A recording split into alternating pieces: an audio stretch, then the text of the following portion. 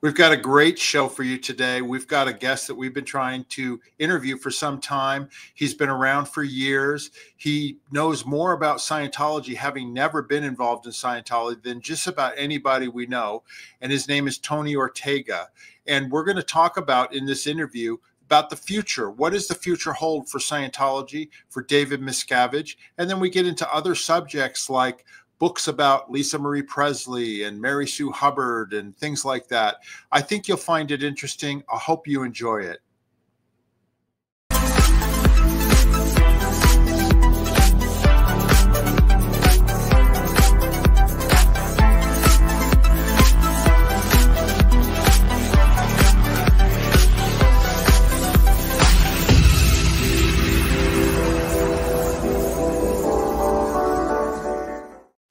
Welcome, everybody, to our channel, Scientology Peeling the Onion. My name is Mark Fisher. I'm here with my co-host, Janice Gilliam-Grady. Good day, Janice.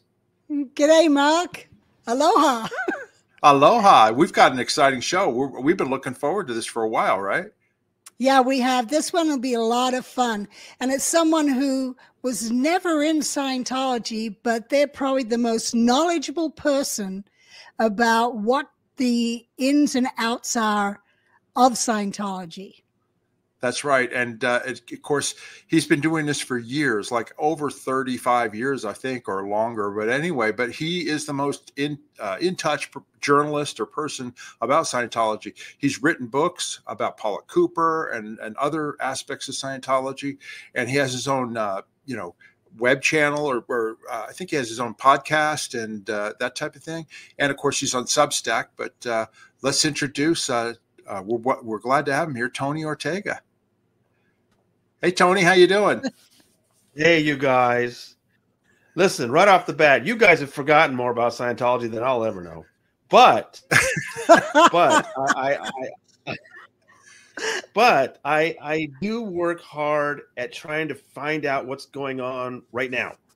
And right. I'm so glad that I reach out to people like you to find out because I'm fascinated by Scientology history, and you guys are such treasures for that. I've learned so many things from you guys. So I try to learn about the history. I was never in it. I didn't experience the things you guys did, but I pay a lot of attention to it. But what I'm trying to do is really keep an eye on what David Miscavige is up to right now. What's going on with the Church of Scientology, and then talking to people who have left. So that's what I try to do. And this past month was 29 years, Mark, since my first Scientology story. So it's amazing. It's amazing. Yeah. It's funny you mentioned that, because our channel, we started doing this because we wanted to be able to tell some of the history of Scientology. First of all, because Janice was with L. Ron Hubbard 6 hours a day, 7 days a week for years, right? And then I worked closely with David Miscavige up until the point where I left in 1990. And so we know the history of we have viewers that are still inside, doing Scientology outside of, the church, and we have people who are no longer in and all that sort of thing. So we try and show all sides and tell the history, and also tell people stories of abuse, because we're learning things. I mean, there's stuff that we never knew that was going on that, we've been able to highlight on our channel. So that's why we do it. And of course, you are concentrating on the more current scene of what's going on. So we appreciate it very much. Yeah. Well, I saw Scientology was trying to change the history, and that's what got me kind of a little wound up. And I was like, no, that's not right. So here I am.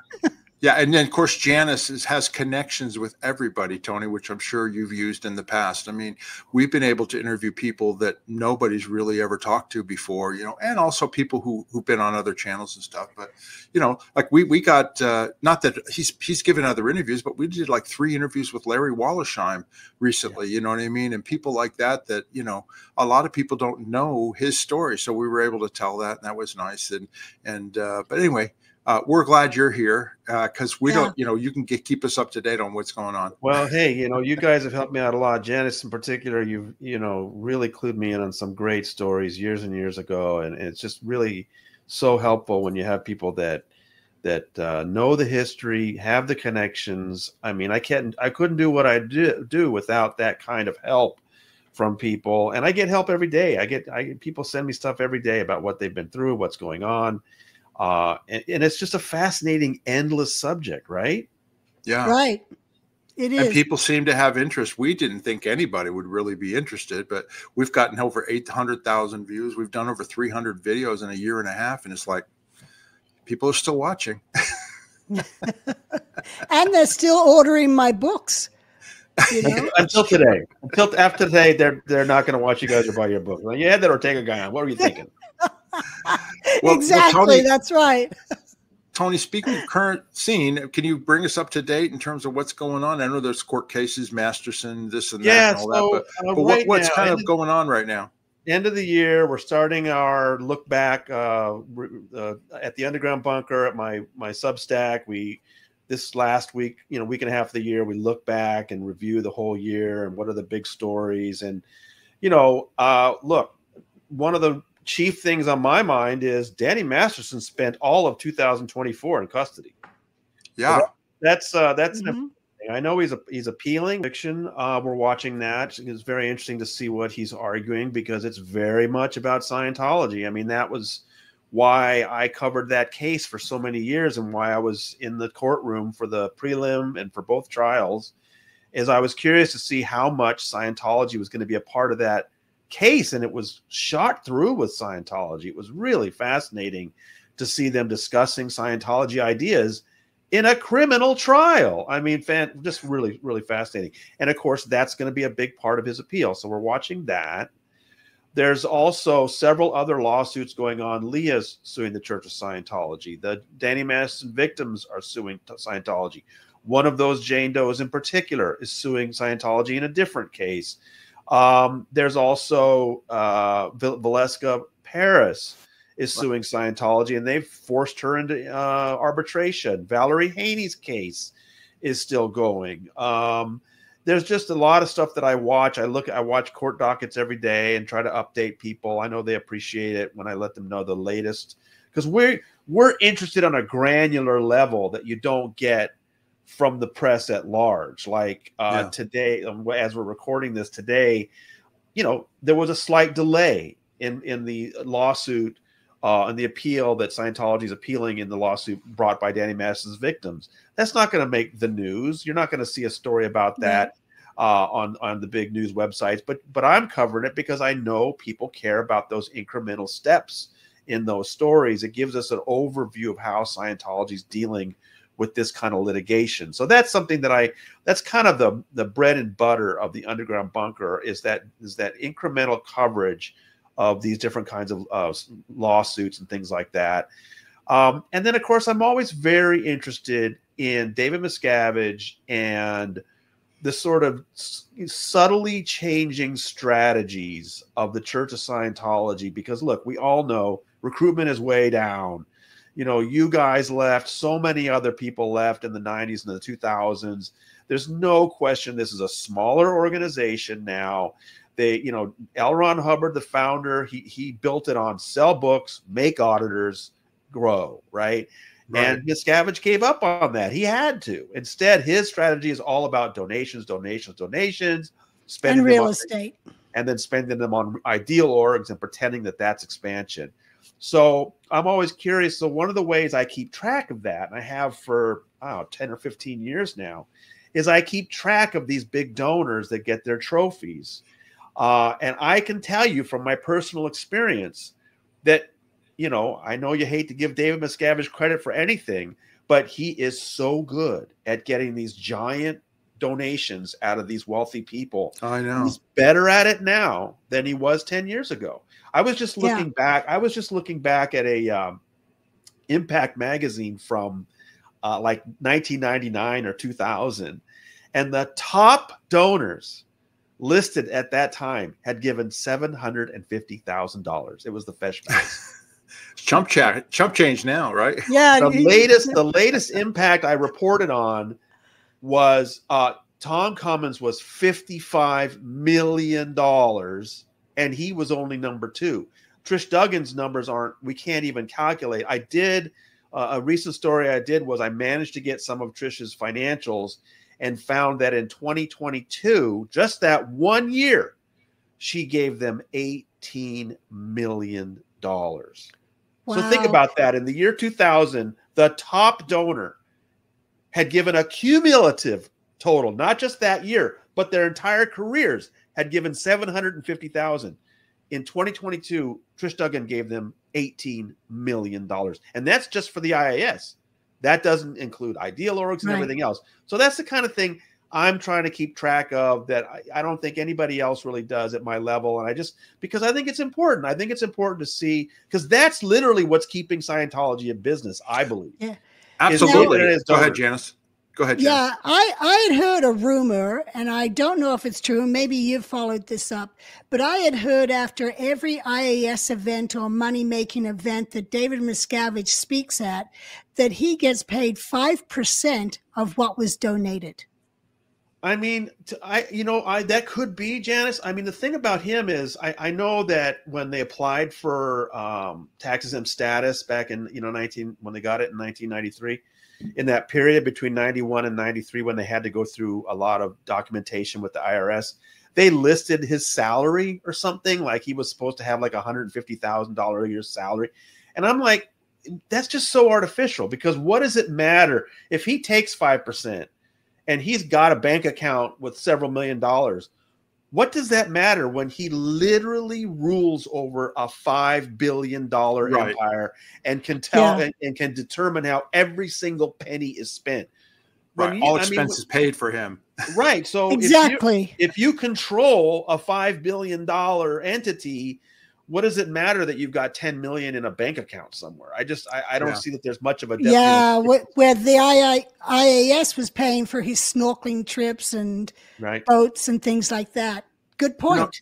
It's funny though. You mentioned Trish Duggan, $18 million in 1 year. I mean, it just goes to show you that he must have no concentration on how much money is being raised by the organizations themselves. Because, back in the day when we were there, when the Flag Service Org hit $1 million a week, that was big time, and that was a lot of people doing a lot of work. Right, and if you can get one donor to donate that amount of money, it's like, that's a much easier thing to do. It was Mark Headley who first explained that math to me, Mark. Mark Headley said, look, and he was there. He saw Dave making this calculation that, look, the flag land base brought in $1 million a week. Maybe it even got up to $2 million. Even if it got to $2 million, what is that? Well, there's 52 weeks in a year. It's about $100 million. So that's the financial engine of Scientology, is the flag land base. Every Scientologist that wants to do OT6 or OT7 flies in from all over the world. That's the only place you got to go, and that's why they make so much money there. Well, Mark Headley said to me, at some point, Dave realized we could put all this effort into convincing people to come to Flag, do their processing, turn over money, or I can go to 10, billionaires and have them give me $10 million each. Done. The whole year's done. And that was the calculation that he kind of made in his head, and it switched over to that. So they're still focusing on getting people to Flag. Flag is still making them a lot of money, but now the real emphasis is on getting money out of Trish Duggan and Tom Cummins and Jim Bridgeforth and the Atkinson Bakers, and all the other families that are just turning over incredible amounts of money. Which is a violation of Scientology policy written by L. Ron Hubbard. You're right. I was just going to point out to Janice Hubbard, not to defend Hubbard, but Hubbard's point of view on all of that would be, he would be furious beyond belief that they were not making more auditors and getting more people counseling and this and that. Whether or not you believe in Scientology or not, that's what Hubbard's. Now, he wanted money. No, don't get me wrong, but he also was pushing delivery. That was the number one thing. I remember reading a policy where he said, if you're trying to raise money, you've lost the plot. I mean, you need to sell people things, sell them books, sell them courses. Don't try to raise money. I think I've seen him write that, and there's no question. That is correct. Yeah, there's no question that Dave has abandoned what Hubbard wanted him to do. Yeah, but he's made himself more famous than Hubbard from what he's accomplished. Infamous. More famous. I don't know, Janice. I think the name L. Ron Hubbard is still maybe more well known than David Miscavige. One of my readers once pointed out something I thought was so great. He said that, the problem is Lou can't call down to the local restaurant and say, listen, David Miscavige is going to come down. Can you close down the restaurant for him? Because they're terrified that the restaurant would say, who? You want to shut down the restaurant for who? Well, Hubbard never went to restaurants. It's really bizarre for us, Tony. You got to understand. It's really bizarre for us to see, Miscavige in his facade now, because we knew him when he was 16 years old. You know what I mean? And he was, I shared a dormitory with him. Janice used to, was his boss. You know what I mean? It's just you go like. And Hubbard called him the kid. Yeah. Out of all of us who were young, he was the kid. And Janice, did you tower over him? Yes. I was probably 2 inches taller. That's not towering, but I was taller. Yeah. Yeah. It drives me crazy. If you ask Google how tall is David Miscavige, they still say things like 5'3" or 5'4". I don't know where they're getting that. I went to Italy to visit David Miscavige's tailor. Oh, the Luglies? Claudio Lugli, who made clothes for him for so many years. And I said, look, if there's anybody on planet Earth that knows exactly how tall David Miscavige is, it's Claudio. How tall is he? And he told me 5'1" max. No, I'd say 5'4". The reason is my wife was 5'1". My wife was 5'1", and he was a little bit taller than her. Yeah. Well, because he was wearing lifts. That could be true. He was wearing lifts, because I'll believe the tailor. Well, here's the thing. Back in the day, he had about 50 pairs of cowboy boots. And cowboy boots, of course, have the stacked heel. Yeah. You know what I mean? And that's what he wore. He wore cowboy boots, That's funny.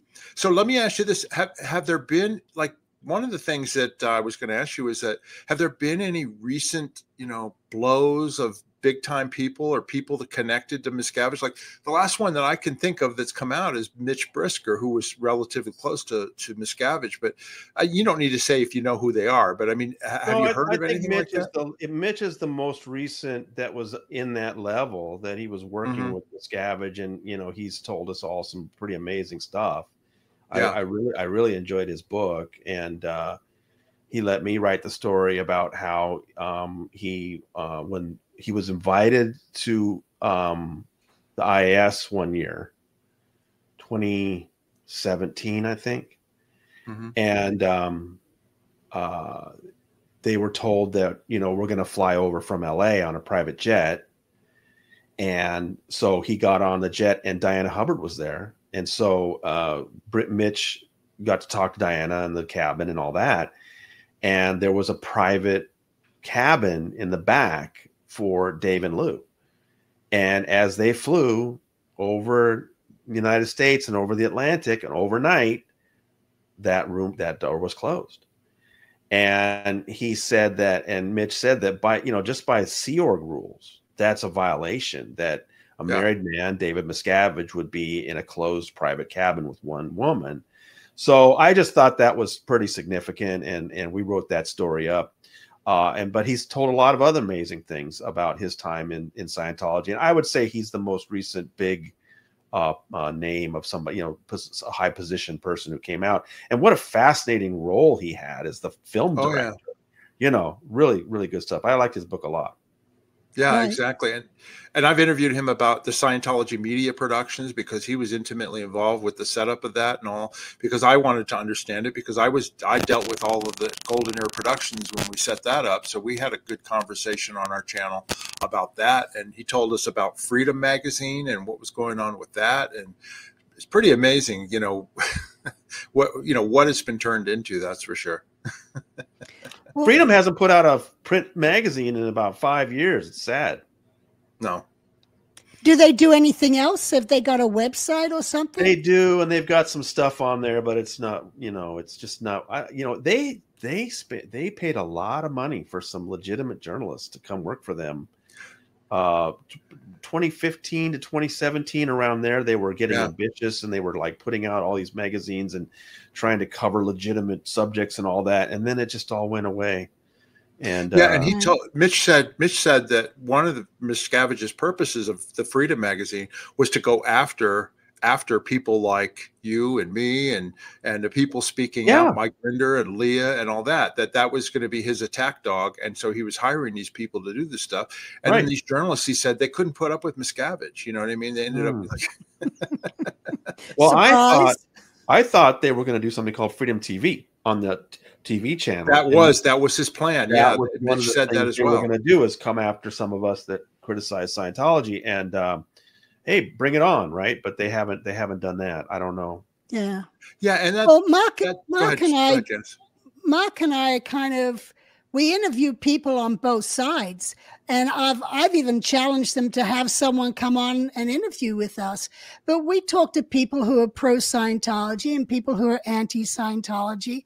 So I don't know that they've come after me except for one video they put out trying to say that I'd lost my mortgage license for fraud. And this, they're talking about, there I was, the chairman of the Mortgage Advisory Council for the state of Nevada, and they're trying to say I don't have a license. Yeah. No, they've been very. They lie about all of it. That's all they do is they lie. Yeah. Yeah. Well, and that's the thing too, Tony, because we've all been attacked. You, me, Janice, and everybody's spoken out. But I'm at the age now where I don't give a what. I could care less what they say about me because it doesn't. The people that know me, and the people that know you, I'm sure, know you. And it's it's very easily disprovable when they come after an attack, and they haven't done anything to us. We started our channel, and they've done nothing to us, and all we're doing is putting that stuff out there. Yeah. Pretty wild. Yeah. And the same thing with he did this whole thing, with the archives at Church of Spiritual Technology and titanium plates of all the L. Ron Hubbard's technology and this and that. You know what I mean? Well, it's just as easy for us. We put up all these videos and histories and interviews with people up on the YouTube and the internet. It'll be there for as long as the internet's around. You know what I mean? So it's kind of really bizarre. What they're doing with that. He'll never be able to erase the bad public relations that he's gotten and Scientology has gotten. It's crazy. Yeah, you're right. Well, going back to Tony, where you were talking about Dave Miscavige as a married man, and that's Dave and Lou, and I've heard that there's people at the Flag Land Base who have never heard of Shelley Miscavige and assumed that Lou is his wife because she's always with him. Wow.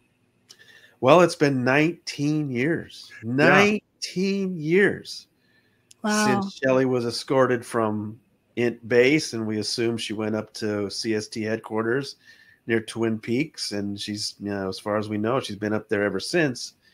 And I don't know. At one point, I don't know if we talked about this, Janice, but at one point, some cousins reached out to me, some people that were distantly related to Shelley, and they were really concerned because they had seen my reporting. Because I started writing about Shelley's disappearance in 2012. So I've been writing about it for 12 years. And so they reached out to me. I was still at the Village Voice then, I think. I was the editor-in-chief of the Village Voice from 2007 to 2012. Right. And they reached out to me and said, listen, we've read these things you said. It sounds, we're really worried about Shelley. What can we do about it? And I told them what they need to do is go to the San Bernardino Sheriff's Office, because that Twin Peaks facility is not in LA. It's in San Bernardino County up in the mountains, and asked for welfare check. And they told me that the sheriff said there wasn't enough evidence that she was there. So then I wrote directly to the sheriff's office myself and said, here's all the evidence that you should need that she's there. Go check her out. And they wrote back to me, no, we can't. There's nothing we can do about it. It's just amazing that Dave has these law enforcement agencies so safe pointed that they won't even check on the welfare of a woman who, has not been seen by her own family for how many years? I mean, it's just amazing. And, as John Brousseau said on Leah's show, Dave's going to keep her there till she's dead. And I think that's true. Yeah, I think so. And he can't divorce her, because if he does, she can be subpoenaed, and she knows where all the skeletons are, what closets the skeletons are in. Plus, in California, she's 50% of everything he owns. right. including bank accounts. Yeah, But it's funny how you mentioned 19 years. There are kids that have been born into Scientology that are now probably in the Sea Organization, and they've never seen Shelley, like you said, because yeah. it was If you 19 ask a years young ago. You know what I mean? Scientologist, where's Shelley, they'll be probably like, "Who are you talking about? I don't even know who you're Right. talking about." Yeah. It's They might say, crazy. well, when I was growing up, I heard some headline news where Shelley, but I didn't know what that meant. Yeah, yeah. I wanted to ask you, this is one of the things that we were talking about before we went on camera, and I wanted to talk about, where do you see the future of Scientology? I mean, just as a premise, Miscavige is 64. He'll be 65 years old next year. He's not getting any younger. Whether or not he's fit or whatever, it doesn't matter. I mean, 10, 15 years from now, he could be gone, meaning gone from this planet, right? So, I have not seen any heir apparent in any of these events or anybody that he's like promoting, and I don't think he would do that myself. But where do you see this going? I mean, what is he actually trying to do? Well, I think the pandemic was really tough on them. I think it was really difficult to get through that, but they did. And now Dave has really made a show of getting the events back to where they were. So we had the IAS last year. We had New Year's last year. We had LRH, a birthday party restored. Now we're going through a second level. We're a second round where we just had IAS in October. They just filmed New Year's the other day, and they'll show it on New Year's Eve.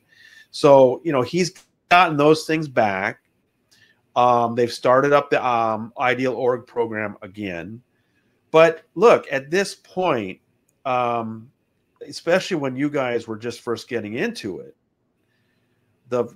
Hubbard's idea was sell books, make auditors, grow this thing around the world, and there was some momentum at some point. Yeah. And clearly that's gone now, and Dave knows that young people are not clamoring to get into Scientology. They're doing the best they can to go after the children of Scientologists and then recover people who have left. Because it's really hard to reach out to new people. There will always be a small number of new people that walk in the door and they want to try it out. There will always be those folks, but it's not at the level where they can really grow anything. So he's really relying on donations. I mean, this was something that was not on the radar at all under Hubbard. And then even with Miscavige, I was just checking out a Impact magazine from like 1999 or 2000 the other day, and the top donors.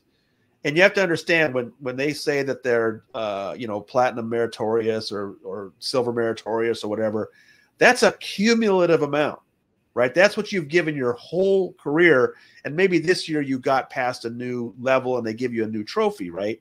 So in 1999 or 2000, the top donors had given $750,000 each. It was the Feshbacks who had given $750,000. That's to the IAS cumulative. Okay, this past couple of weeks ago, I reported on the most recent Impact magazine for the most recent IAS, and the number 2 person was getting a trophy for donating $55 million. Now, I know there's been some inflation since the year 1999, but 750,000 to 55 million, you got to hand it to David Miscavige. He may not be recruiting people very well. He's not dealing with the press very well. They've got problems all over the world, but he's really gotten good at getting gigantic donations out of his wealthy followers. And it's gotten better. He's gotten better and better at it. How does he do it, Janice? I don't know. Yeah, but here's my question. What does he do with that money? What are they doing with it? Are they helping society, civilization? Well, they would say so. They would say, I mean, if you read their PR, what they're doing, what the IAS is doing, and that's what happens at the event in England at St. Hill under the Big Tent, is he celebrates the big donors and tells them what the IAS has accomplished in the last year. Now, this was the 40th anniversary, so they did a big overall thing of the entire history of the IAS. And so, it's the usual front groups thing. It's the usual social betterment thing We're helping taking people off drugs. We're spreading the news about drugs to kids in schools. We're going to the sites of natural disasters to help people out. We're a force for good in America, in the world. That's their message. And then what he's actually doing with the money, because if you talk, like, for example, I loved when Quaylin McDaniel was on Leah's show, and she had done a story with me before that, where she talked about, yeah, we were volunteer ministers. My husband had a plane. It was all on our own dime. We flew to these places. Scientology didn't pay us anything. And they had us hand out manuals for a better marriage, right? So they flew to these those earthquake zones and okay. So anyway, it's all a facade. But what he's really doing with the money is he's building ideal orgs, because if you ask, anytime a reporter asks Scientology a question, Scientology always comes back and say, why are you writing about that? Why are you writing about that? Why aren't you writing about our expansion? We've opened new churches. Well, they assume that you're going to believe that if they open new churches, there must be new people, but there's not, right? So they're spending the money on the ideal orgs, and they're spending the money on litigation, and they're spending the money on retaliation programs. Right, because I had thought the ideal orgs, they were having to get their own donations to fix up those buildings. Yeah, they do. They put it on the money. locals. They put it on the locals, and the locals have to raise money. But Janice, think about Albuquerque. How many Scientologists are there in Albuquerque? Okay, how many Scientologists in Albuquerque are there that can give more than $5,000 or $6,000? Okay, an ideal org costs $25 million. Right. So the idea that the people in Albuquerque and Battle Creek, Michigan, and Long Island are going to raise that kind of money? No. He makes them raise as much as he can, and then the IAS pays for the rest. They're starting to acknowledge that now. They're starting to say, thanks to an IAS grant, right? Like it's some kind of like charitable thing. No, these are monuments to Dave's ego. And that was my other thing too. Is it's almost like he's trying to build his legacy. You know what I mean? Because we talked about, he's got a website, davidmiscavige.org, that I just recently looked at. You've seen it, Tony, and he lists his achievements. It's got these fantastic photographs of him, like he's the savior of all mankind for Scientology. No mention of L. Ron Hubbard, really. Nothing about the people getting gains from Scientology. It's all about these beautiful buildings and all this money and this and that, you know what I mean? And it, like you said, it's like a movie set. It's a facade. If you look behind it, there's nobody in these places. Right. And so what's the purpose of them? And we can debate that because there are different ideas. Mike Rinder and I disagree about this, but to me, when you look at what Scientology is doing, you think, why are they doing that? They're building an ideal org somewhere where there's nobody there. They're doing this, doing that. I always assume David Miscavige, everything he does is simply to convince those big donors that Scientology is really still a going concern. Right. I agree. Yes. That's his number. He doesn't care what you and I think. He doesn't care what the press thinks. All he cares about is that Tom Cummins and Jim Bridgeforth and Trish Duggan and the Atkinson Bakers are convinced that this thing is still healthy and going great. And hey, how about 5 million this year? How about 6 million this year? That's what he's doing. Yeah, and they did that with my father when he was in there. They had him convinced everything was going great, and they were hitting him up for donations. And then when he came to handle us kids, we showed him how the money he was donating was being used for PIs to follow his children. Right. And see, that's the kind of thing that's really the kind of thing that should cost them their tax exemption, is that, when it's revealed that Dave was spending $10,000 cash a week to those two private investigators, a father-son team, to follow his own dad week after week, that's the kind of thing that should get the IRS's attention. That's parishioner money, right? I mean, that's money that has been donated to a church for religious purposes, and they're spending it on private investigators. They're spending it on attorneys to do really scummy things, and that's the kind of thing that should get them in trouble and never does. Yeah, and that's like the millions of dollars they spent on the PIs that were following Pat Broker too. You know what I mean? For years, millions of dollars. Speaking of Pat Broker. You don't have to say whether or not you know or not, or exactly. But do you have any idea if he's still alive or if he's still around or anything like that? I mean, the last time I checked, I think I know where he is, and I just don't think he's interested in talking. And I just don't think fine. he's interested in. Well, he just never has seemed interested in that. But you're right. I mean, now I got to write that story where those two private investigators, former cops, yes, for 24 hours, for one day, were able to talk because they had lost their jobs. Ray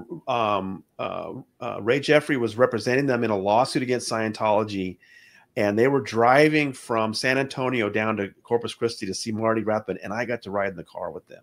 And I got to talk to these guys about the years of following Pat Broker. Like, for example, I'm sure you know, but at one point, Pat left the U.S. and went to like Eastern Europe somewhere. Where was he? Czechoslovakia.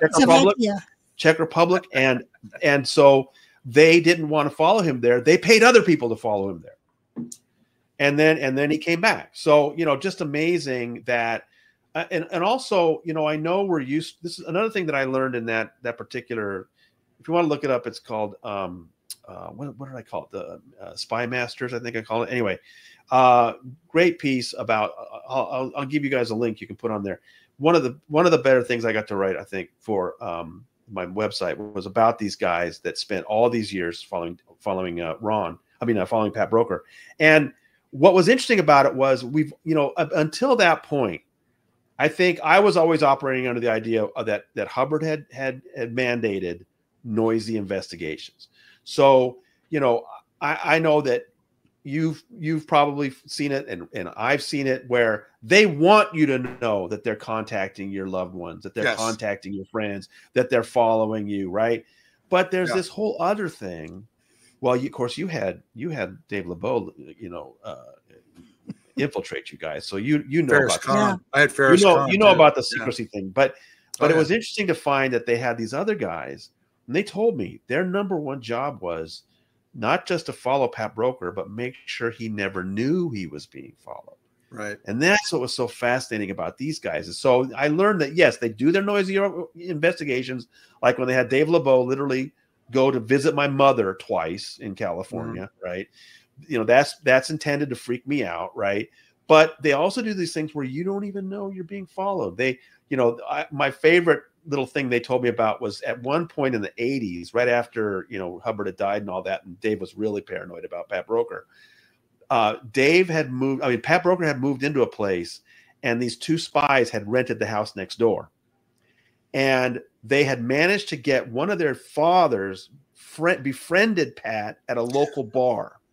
That's right. And then after they had gotten to know him really, really well, they had the father give Pat a Christmas present that was one of those early cordless phones back in like 87 or 88. Yeah. The kind that where you had a base and then you had the thing that had an antenna. Remember those things?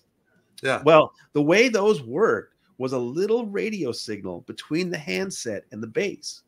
And they were next door, literally intercepting that radio signal so they could listen in to Pat Broker's phone conversations.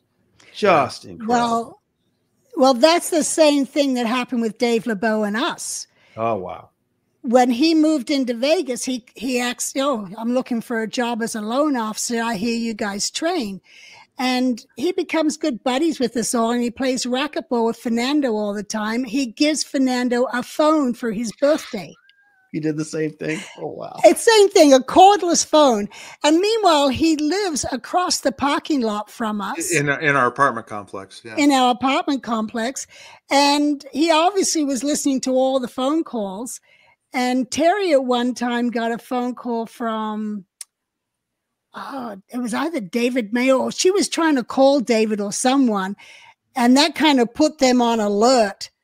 But it was interesting. Dave, he worked with us, and Terry and Fernando had gotten shipped down to Australia, and which was a whole operation Dave LeBeau had put together. Right. And Mark had gone to Houston, and I'm in Vegas. And I was talking to another mortgage broker who was introduced to us by Dave LeBeau. And I said, is Dave LeBeau bringing any deals to you? Because he's not bringing them to me. And this guy's like, oh, no, Dave's not a real loan officer. He's got another job. And I said, oh, really? He says, yeah, he's actually a private investigator and he's in town investigating a case. And I'm like, oh, really? How do you know this? Oh, because we'd go drinking and would go over to his place and he'd show me his eavesdropping equipment and his gun and his license. And I'm sitting there going, ding, ding, ding, keep your enemies close. Yeah. Yeah. So that's how but we found out. It was so fun in that particular story to actually talk to the spies themselves and get what it was like for them and talk about that and intercepting the phone and everything else. But yeah, they followed him for like 24 years, something like that. Incredible. Amazing. Yeah. And you said he may not want to talk, and maybe, I don't know, because he's getting old. I mean, he's much older than we are. But who knows what's going on but one of the things we run into in our doing interviews on our channel is there's people that, were high ranking Scientology executives and technical people and all that have never spoken out, and they really don't want to speak out because they're some of them are kind of embarrassed. You guys have done past, You guys have done an amazing job getting some people to talk that I don't think would otherwise would ever talk. I think I scare them. And also I say a lot of things about Hubbard they probably don't like. So I'm glad that they are talking because you guys are getting them out there. So that's wonderful. Yeah, and we're getting other people reaching out because they see the other videos and they go like, oh yeah, they'll listen. You know what I mean? And we're not attacking them. And if they don't believe it, that's okay with us. Or if they do believe it, that's okay. We just want to get the stories out there. Right, but Janet? some of them have thought, well, I don't have a story. I was just the commanding officer of West US. Who wants to hear that story? But then it's like they start talking and like Holly, we did 3 interviews with Holly. She thought she had nothing that anyone would like, but they loved her. And she remembered story. She remembered an abuse story that she had forgotten completely about. Yeah, you know what I mean? Yeah. And afterwards, she's like, wow, that felt really good to get this off. Right. Yeah. Right. Yeah, no, that's good. Well, let me ask you this, and then we'll move on to the next thing I wanted to ask you about Miscavige. What is your opinion about what's going to happen when he's gone? Because there's nobody, that we can see that is going to take over. You get asked that all the time. Yeah, tell us what you told us off the air. Go ahead. I mean, that's probably it's one of the number one questions. What are they going to do when Dave dies? It's like I'm just like, hey, look, he's 64. He looks like he's pretty healthy to me. I just look at history. I know there's the issue that Hubbard put out about loyal officers, supposedly about Pat and Annie. But if you look at the date on that was literally like the day before he died. And I don't think he was in any shape to sign something like that the last week of his life. I just don't put any stock into that issue. I don't think a megalomaniac running an organization spends a day thinking about who's going to take over after them. I don't think they think about it at all. They're going to be in charge forever. And so suddenly they're gone. And then there's a mad scramble for who takes over. And I know a lot of former Scientologists are still really angry about the way Dave took over. Like there was supposed to be some kind of a democratic, succession or something. And look, one megalomaniac replaced another. That's how it works. So, let's think ahead now. There's several different ways this could go. One is, okay, let's say Dave, he's 64. He looks like he's in pretty good shape, but let's say tomorrow he had a stroke and died. Okay. Well, maybe then scenario A is, I think it happens like it did before. We may not know the names of the 2 or 3 or 4 people that are close by that could then muscle their way to the top. I remember Paul Burkhart at one time telling me that, the number 2 person in Scientology is somebody nobody's ever heard of, that it's just like not necessarily somebody we will know until they do muscle their way to the top and take over. And people will be angry forever that, that's the way they did it. But that's probably how they did it.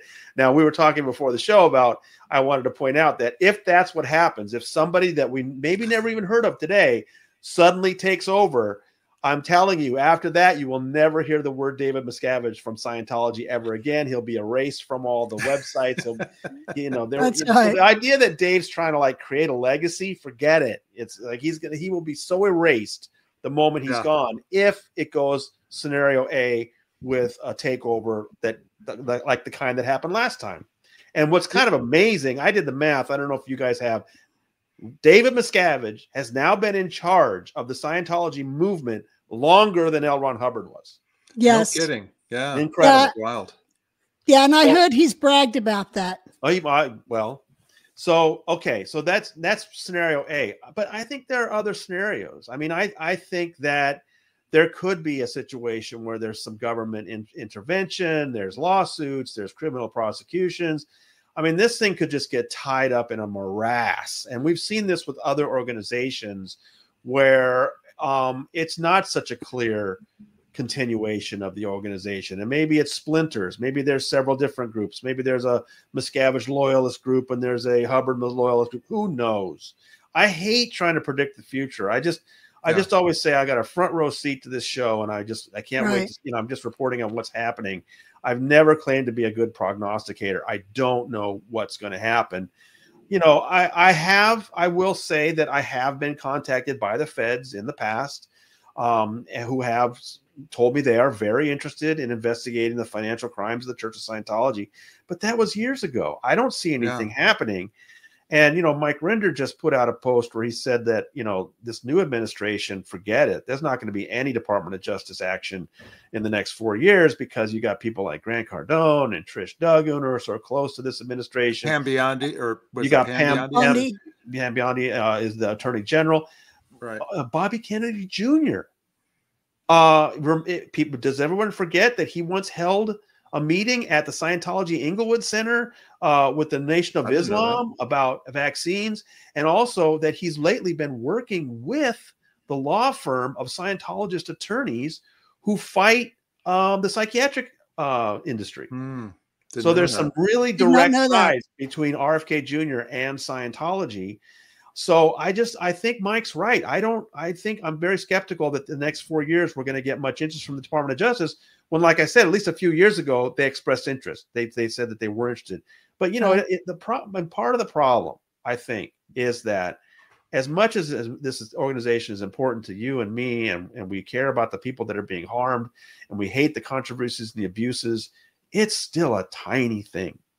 I mean, there's maybe 20,000 active Scientologists in the world. They still can barely fill Ruth Eckerd Hall, which has a capacity of 2,100. Right. There were maybe 2,000 people in that tent at St. Hill in October. This is not an organization that has millions of people. It has never had millions of people. And so, politicians care about that. I mean, they know that if they were to, launch investigations and litigation and criminal prosecution, one of the first questions is going to be, why are you bothering with this tiny little organization? Right. So I think that's one of the tough and religious bigotry, and there's the religious bigotry and all of that, right? So it's one of the tough things we have to face. And so I don't know. I think that what you're doing, what I'm doing, just trying to raise awareness. So look, if you've seen Janice and Mark and heard about the history of this place, if you've read Tony's Substack and you understand what they're doing today, and you still want to join Scientology, be my guest. I mean, what can we do at that point, right? We've done what we can. We let people know.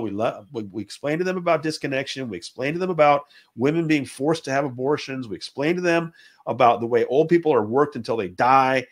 And if people still want to join, I'm not sure there's much we can do about it. It would be nice for the government to get involved and shut this thing down.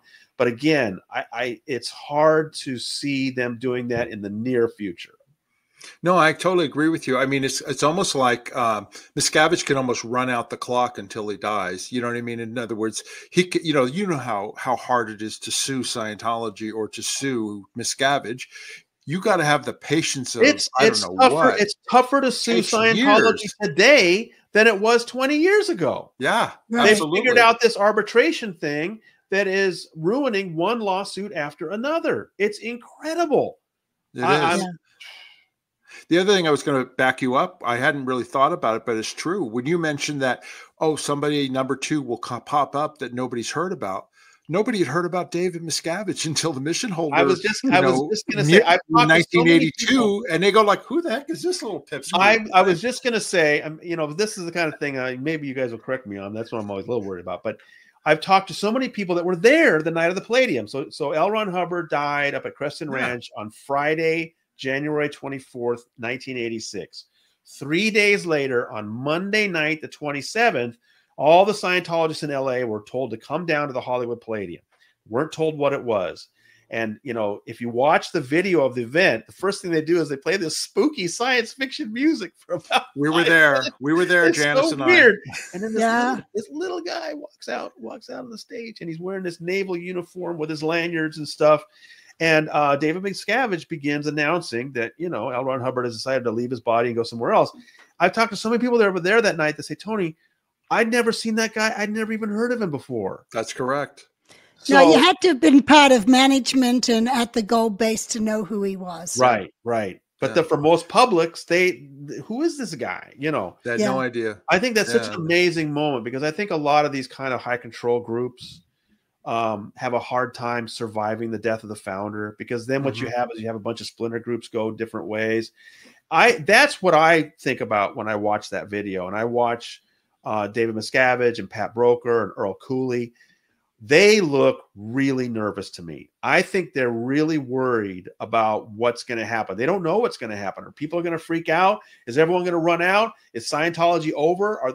And they are really worried about how they're saying everything, how they're trying to keep people under control. I think it's a fascinating moment. Well, and in my personal opinion, I think Scientology peaked about 2 years before that, 1983, 84, right? When they got rid of the mission holders and the missions, that was the peak, because in the 70s, it was going whole hog, with lots of people and this and that. Then the Miscavige wipes out the mission holders, Hubbard dies. And in my opinion, even though they make a lot of money, the number of people started going down, tremendously. I think you're right. I think there was a peak there, and then there was a lot of people left. I think there was another peak thanks to Jefferson Hawkins. I really think that. Oh yeah, with the campaign. At the volcano ad, and the Walden bookstores that were in every mall in America that sold Dianetics by the case really helped Scientology reach another peak around the year 1990, because there were like 5 straight years of just Dianetics flying out the door because of Jeff's amazing television ad. And so when I've talked to other people, that they think 1990 was the peak, man. Not only was Dave now fully in control, but Hollywood was terrified of Scientology, and there was a lot of influence there. And it's basically been all downhill since then.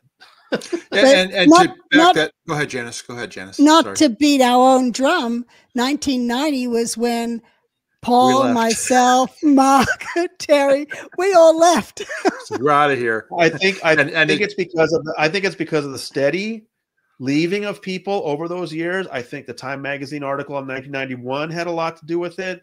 It's just been a steady exodus since then that kind of picked up steam, and then reached, and then if there's a peak of leaving, I think Debbie Cook gets some credit for that. Oh yeah. Yes. I've talked to so many people who said they left Scientology after Debbie Cook's 2012 email that was so effective in making people realize that Miscavige was way away from Hubbard now.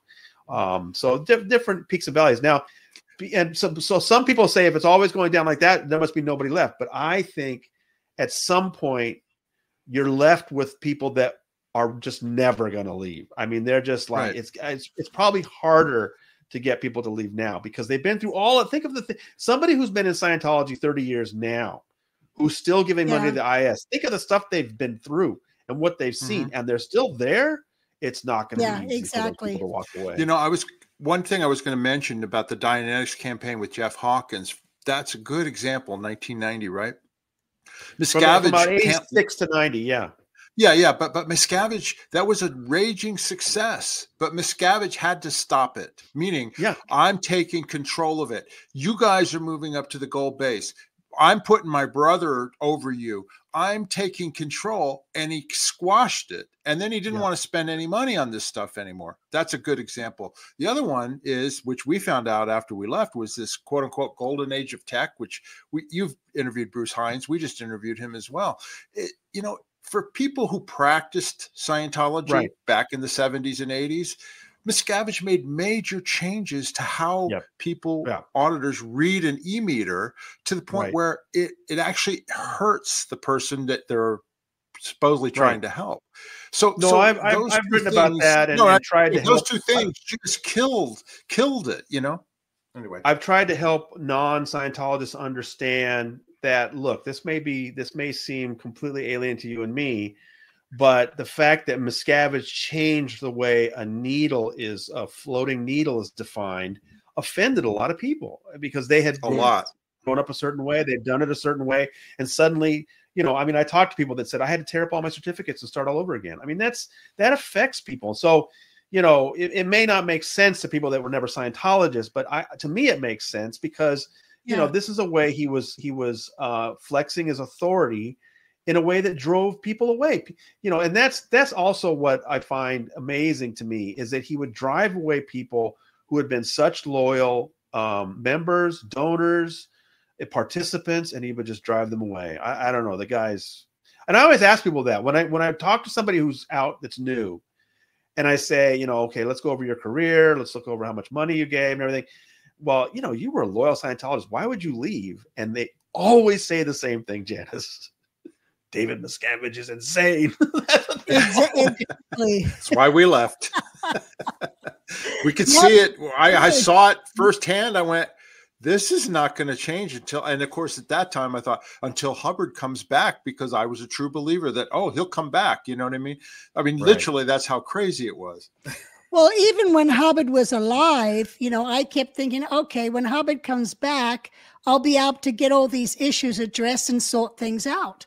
But then when he died, it was like, okay, there's no way out at this point. Yeah.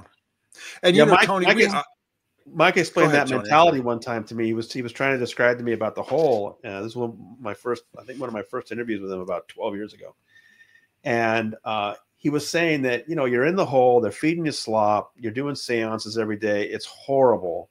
But there's this part of you that thinks, if I just do what I have to do tomorrow to be a little better, and maybe Dave will think I'm doing a better job, and maybe I can get back in his good graces. There's just that, you're just always convincing yourself that there's something that's going to change. And it takes so much before people finally go, no, this is not going to change. This is the way it is. It's really hard for people to reach that point, I guess. Yeah. Well, you also, at the same time, you keep thinking, if I leave, I'm going to mess up my eternity. Right. And then, I'm going to have to start from the bottom and work my way back up after I pay a freeloader bill. So that's also going through your mind, stopping you from leaving. Yeah. Yeah. And, Tony, the other thing that we deal with it on this channel, I know Janice to some degree probably does as well, is that, say what you will, Hubbard was a liar, Hubbard was this, Hubbard was that, right? But I personally got gains as a young person from my counseling, from my, training that I did, that still affect me positively to this day. So I have the dichotomy of like, well, this part was good, but all this other stuff was a lie and was a bunch of crap, like the OT levels, which I did them, but I agree that they're crap, right? So I have a hard time going like, well, why are you justifying the fact that, you improved your communication while you did your lower grades auditing and this and that? And I'm going like, well, because I know the results. I know what I was like before that. So it's kind of hard to be in a position to somewhat defend that when the rest of it was, a problem. Yeah, I know what you mean. Yeah. Anyway, hey, I want to mention you have an e-meter behind you. Yes, I do. The Mark V. Yeah, the Mark V. I recognize. Not only do I have a Mark V behind me, but I'm getting trained. Oh, that's a button. Yeah. You know, I have a bunch of old buttons. I should pull them out. Janice has a wealth of stuff that she got from her dad when he passed away or whatever. She got books and this and that, Yeah. It's amazing. Well, I even had a friend from Australia. He was the father of Marion Powell.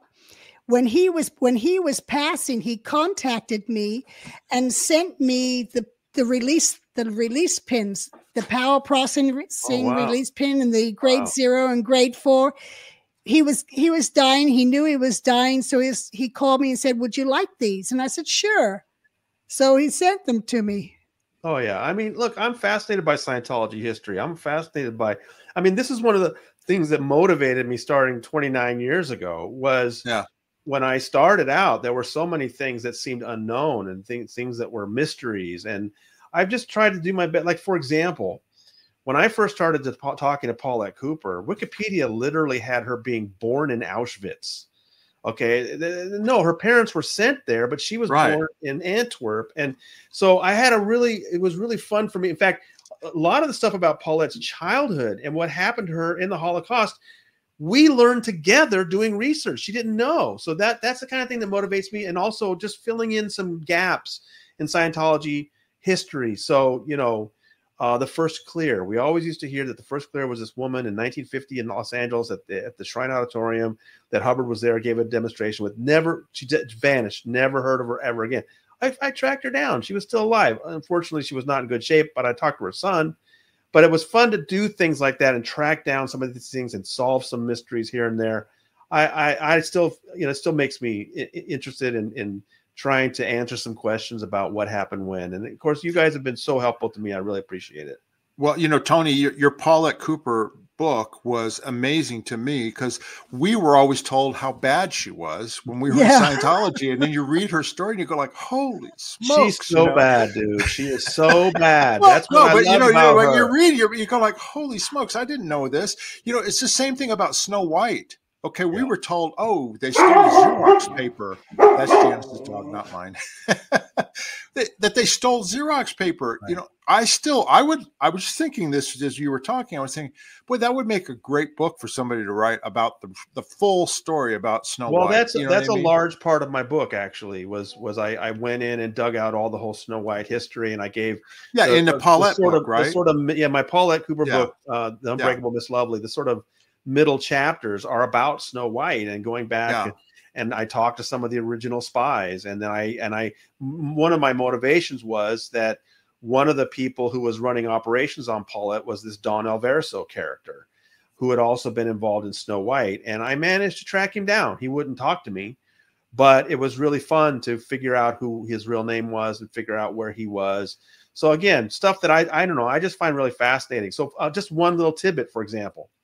Okay, we all know that. So Hubbard came up with this idea that we need to get a hold of these papers that the governments have to see what they have on us. He called it Snow White. And so all these operatives were breaking into offices to try, and some of them were getting jobs there and just like pulling documents out at night to see what they had, until finally these two guys were caught at the DC Law Library. And they were there at night, and the night librarian thought they were suspicious, called the FBI. And this is a story I'd never heard anywhere else. The first FBI agent who got to talk to the Snow White operatives was one of the first female agents in FBI history. And this woman was the one who realized they had fake IDs. She tracked them down, and her bosses wanted her to give up on it, right? No, I want to find out what these guys are up to. And she's the one who figured out that this had something to do with the Church of Scientology. When I called that woman up in 2012 or whatever it was when I was working on my book, she told me I was the first reporter that had ever called her. Wow.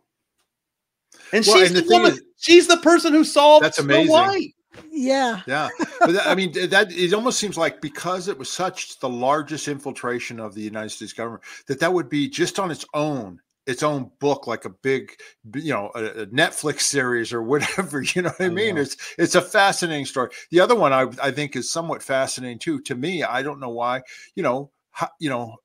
How Scientology, they got their IRS tax exemption. We know they filed all these lawsuits and all that. I've always wondered, since it worked, why hasn't any other organization or corporation try the same strategy against the IRS? I've always wondered why they didn't do that. They're not crazy enough to, Mark.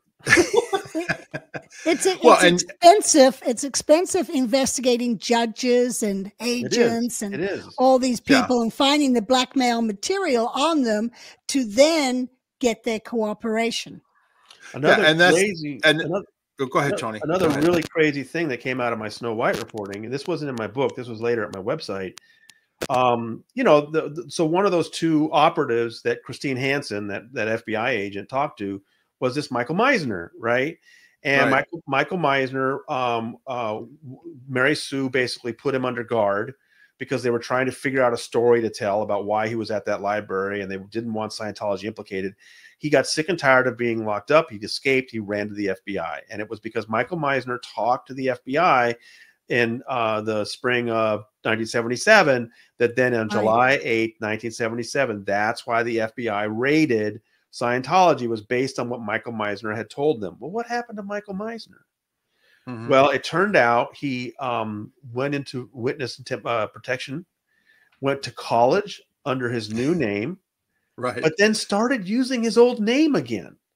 And I managed to find him. You're not going to believe this. He went back to college, got an engineering degree, got into nuclear power, and ended up running a nuclear power plant in Massachusetts. Oh, wow. And then was the one who was in charge of decommissioning it. Wow. Michael Meisner, the former top Snow White spy, was decommissioning a nuclear power plant. And nobody knew it until it was done. And then I tracked him down. He didn't want to talk to me. But just incredible that what a career.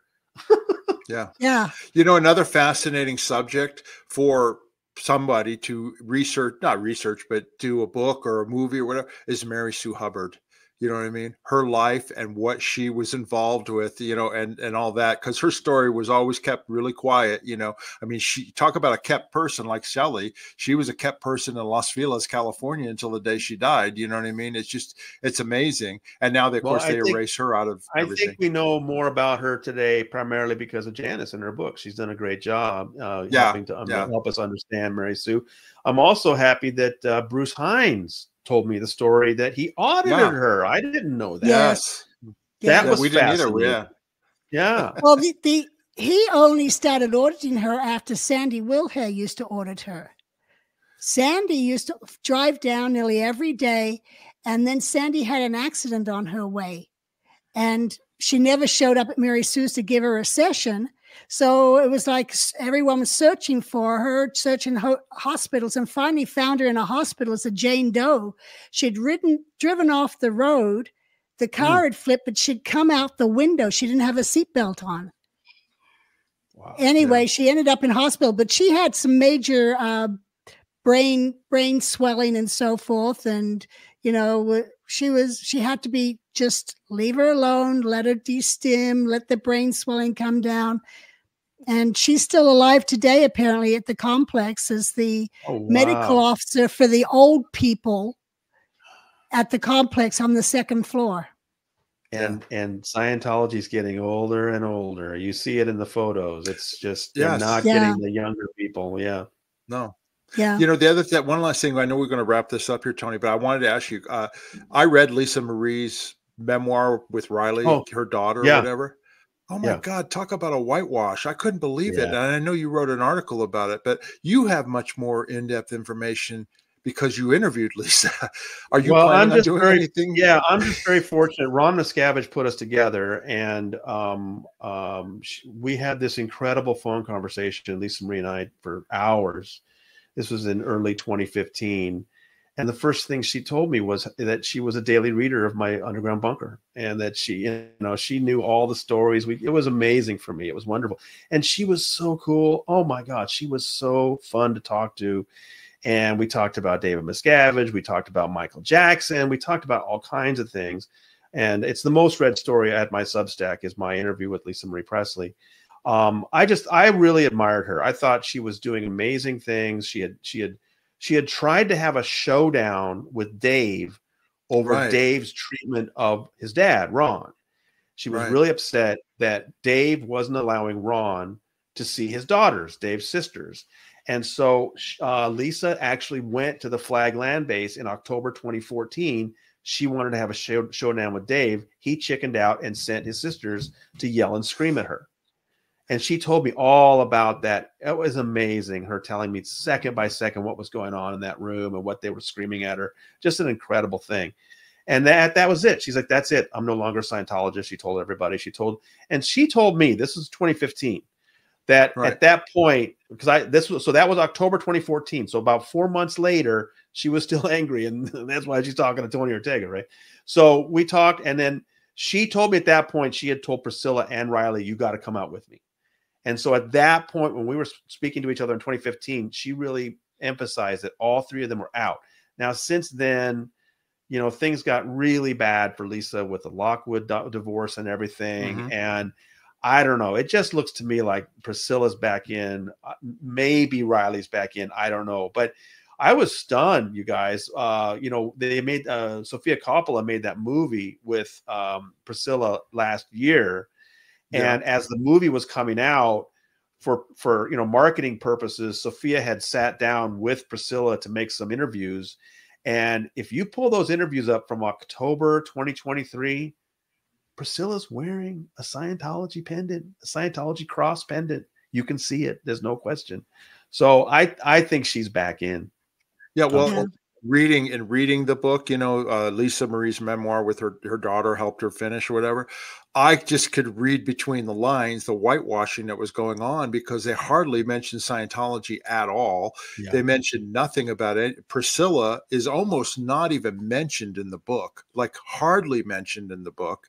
Well, the mentions of Priscilla when she was a child are very negative, and that's the way. Yeah, exactly. That's what she told me. She said my mom would just dump me off at the org, and I had to fend for myself, and that's how. Well, what I'm saying is that it seemed like Priscilla and Scientology got whoever, Riley, to just take out anything negative about them, because it's barely even mentioned. It's the last thing I wanted to mention about Lisa Marie. It was sad because this is, her drug addiction and her, drug use and stuff over the years. It just shows that the Scientology drug treatment, that didn't work. It didn't work for her. But what she actually died of? What she actually died of was she had this surgery, weight loss surgery, that then developed this bowel obstruction. And, according to the memoir, and of course, that's always a little questionable, but that she just wouldn't go to the doctor. She just would not go to the doctor. And she was obviously getting weaker. She was obviously always sick. She was just always constantly ill because of something in her guts. And she just wouldn't go to the doctor. And so she died. I mean, it's just, was that a legacy of Scientology? I don't know. But she did not have to die. She did not die of drugs. I know I heard from people saying she died of a drug overdose. No. Well, I didn't mean that. I meant just that she kept going back to them. You know what I mean? Yeah. As a teenager, I mean, shoot, one of the most crazy stories I heard about in the book was that her mom dropped her off at the Manor at Celebrity Center, and she checked in up there with her drug dealer, and they were doing coke for 3 days. Yeah. I was like, are you kidding me? I mean, we were there in Scientology at the time. I'm going like, if that ever happened to just a regular person, they would have been shot from cannons. I couldn't believe that. Anyway, all right. Hey, Tony, let everybody know where they can, check out your stuff and all that sort of thing. I'll put up your please sign up for free emails at tonyortega.substack.com. If you sign up for free emails, I put out a story at 7 a.m. Eastern every day. Sometimes I have additional stories, but every day at 7 a.m. I've got something. My little job I gave myself was try to tell people things about Scientology they haven't heard of before. It's not easy, right? Because I have this wonderful readership of people that are former Scientologists that know a lot more than I do. But I try to have everything at 7 o'clock in the morning that maybe you haven't heard of. And if it'll come to your email inbox if you sign up for free emails, and it's ad free. That's one of my favorite things about Substack is when you're reading the story, you're not getting inundated with ads or anything like that. It's a very nice looking website, and join the conversation. So I really like Substack. I've been there for a year and a half now, and I think it's great. I can attest to the 7 a.m. because I wake up at 4 a.m. every morning. And when I go turn on my phone, the first thing that's there is Tony Ortega's email about whatever the daily story is. Right. Two and a half years. And Tony, you do a great job. Yeah. Thank you. Yeah. Thank you. Yes. Well, we appreciate you being here for sure. And we just want to just tell everybody, if you like this kind of content, please subscribe to our channel. There we go, right here. Subscribe to our channel, hit that like button, hit the notification button. You know all the stuff. You guys have been watching us for a long time. If you have any questions or comments about what we talked about with Tony, please get in the comment section. We read them all. We'll take them up. We'll have Tony on again if he'll bear with us at some point. We really enjoyed this. Yeah, he will. Yeah. And if you want to support the channel, you can buy us a coffee. There's a link in the description. And we appreciate any support that anybody gives us. I hope you enjoyed this, Tony. We certainly did. How about you, Janice? Absolutely. Yeah. Had a great time. I did. It was good. Yeah. And I want everyone to rock slam the like button.